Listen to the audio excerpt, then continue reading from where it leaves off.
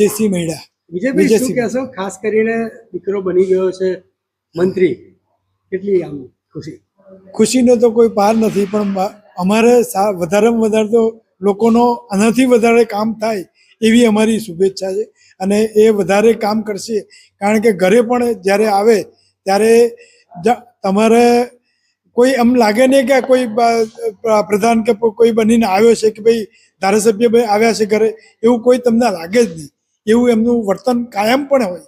અને જ્યારે પણ તાલુકા પંચાયતમાં હતા ત્યારે અને અત્યારે પણ એક જ સેમ છે. શું મેસેજ આપશો ખાસ કરીને? આવીને આવી અવિરત સેવા લોકોની કર્યા કરે. એમાં જે અમારા ઘરનો સાથ જોઈશે એ આખું ઘર એમને સાથ આપશે અને એનાથી પણ વધારે સેવાઓ કરે અને વધારેમાં વધારે દીકરીઓ પરણાવે એવી અમારી ઘરનોની આશાઓ.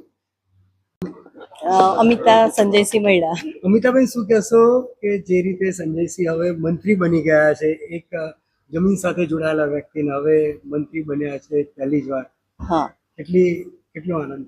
ખુશી તો શબ્દોમાં વ્યક્ત થાય એવી છે નહીં. અને જેમ પહેલા કહ્યું એમ કે જે એ MLA થયા પહેલા જે રહેતા હતા એ જ રીતે અત્યારે પણ રહે છે. એમના સ્વભાવમાં કોઈ ફેર નથી. પહેલા પણ લોકોની વાતો સાંભળતા હતા, કામ કરતા હતા. MLA થયા પછી થોડું એમનું જે કામ કરવાની દક્ષતા વધી છે અને હવે મંત્રી થયા પછી કદાચ વધારે સારી રીતે કામ કરી શકશે એવી મને આશા છે. દિવસની શરૂઆત કેવી રીતે થતી હોય છે? સામાન્ય માણસ જે રીતે સવારની શરૂઆત કરે, ચા નાસ્તાથી બપોરે જમવાનું, અને એમની લાઈફસ્ટાઈલ સેમ છે. કોઈ દિવસ બહારનું જમતા નથી, ઘરનું જ ખાવાનું, ઘરની સાદી રીતે રહેવાનું. અને કાર્યક્ષેત્રમાં કેટલું દિવસ રાત જે રીતે ફરે છે અને કાર્યકર્તાઓને મળે છે લોકોની. મને ખબર છે કે હું રાત્રે અડધી રાત્રે બી કોઈના ફોન આવે કે ભાઈ અમારે આ પ્રોબ્લેમ છે, હોસ્પિટલને લગતા હોય, કોઈ ટ્રાફિકને લગતા હોય, તો એ રાત્રે પણ જાગીને એમના કામ પૂરા કરતા હોય છે.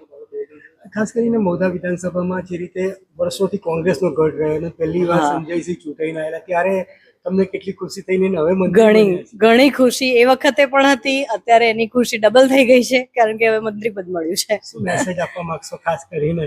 બસ એમને હજુ આવી રીતે જ આગળ પ્રગતિ કરતા રહેવા મારા દિલથી આશીર્વાદ.